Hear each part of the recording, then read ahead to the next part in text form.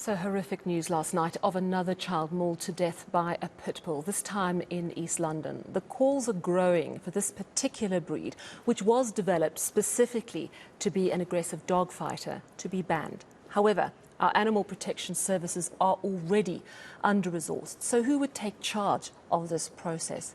At the same time, pit bulls and even crossbreeds that look like pit bulls are now being targeted and killed, often very cruelly. Do we blame the dogs? Or do we blame the humans? Let's speak now to Bronwen Oeschger, a dog handler and owner of the Canine Classroom, which is a dog training facility. Bronwen, thank you so much for joining us. I want to ask, are we seeing a spike in these pit bull attacks, or are we just seeing them more in the media? Is it possible to even get a picture of how many attacks are happening and whether there's an increase? Good evening. I don't think we're necessarily seeing a spike. I think it's just becoming more media aware. And I don't think it necessarily is only limited to the pit bull. I think we're just focusing on the pit bull itself. And the other thing which I think we need to remember is often when people say it is a pit bull, in fact, it is not. So we are attributing certain attacks to dogs that it isn't a pit bull. Yeah.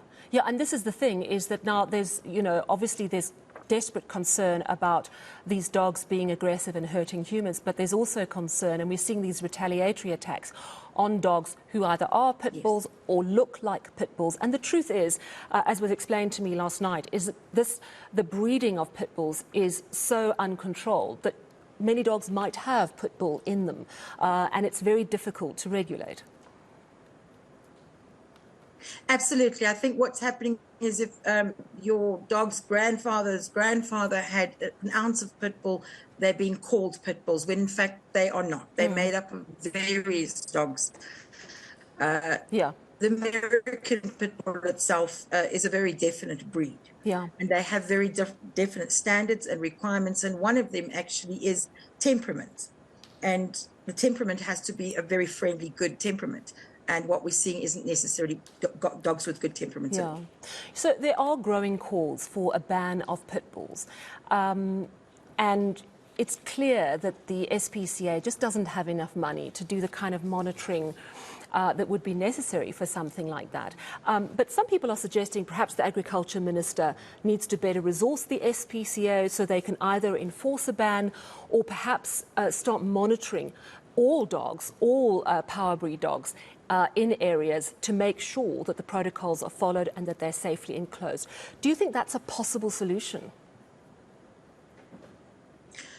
I don't think it is possible, particularly in South Africa. We just don't have the resources or the ability to handle that sort of situation.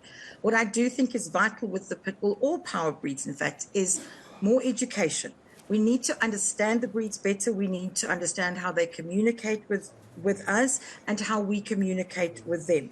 Often they are giving us warning signs of potential problems or crises, and we do not adhere to them, listen to them. I think it boils down to largely responsible breeding, responsible ownership. And that's something that pit bull owners have to accept. There is a role that we have to play without question. But I do think there is a public element where public as a whole, we as a nation are an animal nation. We're very much a dog-orientated nation, and we need to be more educated on dogs as a whole. Look, we and do how know to approach a dog, how to handle a dog. The truth is there are outreach programs, and clearly they're not working either, because you'll get dog owners who really buy into that, who do their very best to be responsible dog owners, and you'll get people who simply don't care. So if we look at the situation in East London, where this little one was actually feeding the pit bull some cake and obviously was very familiar with the dog, and suddenly the dog was distracted by dogs barking outside the area, and the dog just went for this little one and bit the child in the neck, and the child died. That is such a trigger response. Doesn't that speak as well to their aggressive nature, which makes them inherently difficult to control, no matter how much training you've done with them? I do think the pit bull is a breed that not every family or every person should own. They are incredible. Power breeds as a whole are far more intense than your average dog. So I always say they almost need micromanagement if you're not prepared to be aware of what your dog's doing, where it is and how it's doing. It's not the breed for your home. They're super intense. So everything is far more intensified for them. They are inherently possibly more aggressive because that's what they were bred for by genetics, but it doesn't necessarily make them bad or aggressive dogs every single day. But not every home should own a pit bull. There needs to be some sort of awareness of this is not for me. Yeah. The problem, of and course... I don't believe if you have the reason... home with small children... Sorry, so you shouldn't have a pit bull near a small child? Is that what you were about to say? All right. No, I'm saying if you have a home with small children, you should be monitoring all the time. Yeah, and no matter what the dog is the message I've heard. I want to ask about, you've explained how banning the breed will be very difficult to enforce, but that's also why education is very difficult to spread far and wide. We just don't have the capacity. So what do we do? First of all, what do owners of pit bulls do who might be worrying, oh my gosh, maybe I should surrender my dog? But then what do you want to see the authorities do? What should we do? Because it seems to me we can't do nothing at this point.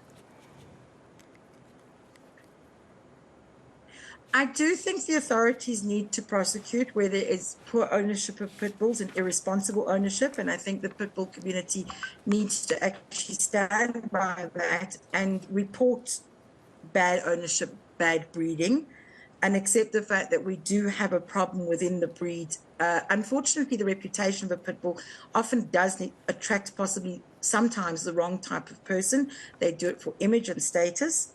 So I do believe we need to at least control that and prosecute where we need to prosecute.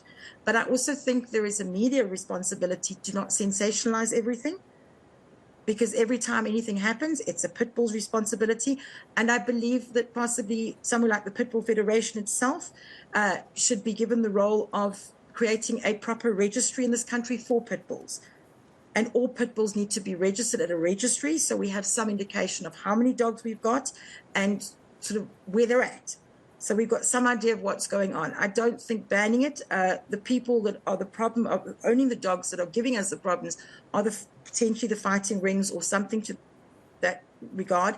And all we're going to do is put that further underground. And the average person who is owning a pit bull and is doing the right thing is going to feel the brunt of it. Yeah, absolutely. And we're just going to make a bigger problem for ourselves in the long run. Yeah, it needs to be properly handled. Thank you so much, Bronwen Oeschger, a dog handler and the owner of the K9 Classroom. Now, if you